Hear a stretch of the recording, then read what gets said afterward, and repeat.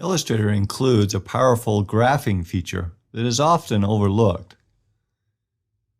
To create graphs in Illustrator, click here on the Graph tool or press the J key. This lets you drag to create the space where the graph will be located.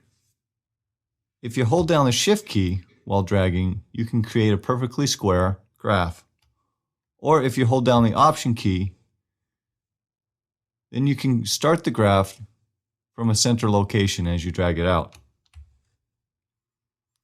When you release the mouse, this data spreadsheet appears. Using this data spreadsheet, you could add in the values that will be used for the graph.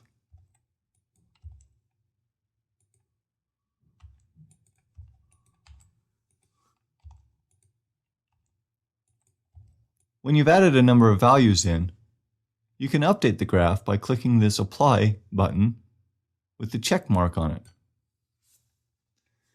And you can close the spreadsheet by clicking the Close button. The values on the vertical axis are added automatically to represent the values that you have entered. To revisit the data, you can select the graph and choose Object Graph Data. This will reopen the data spreadsheet where you can modify values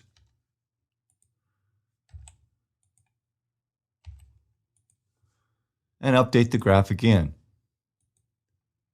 You can also access the data spreadsheet by right-clicking on the graph and selecting Data.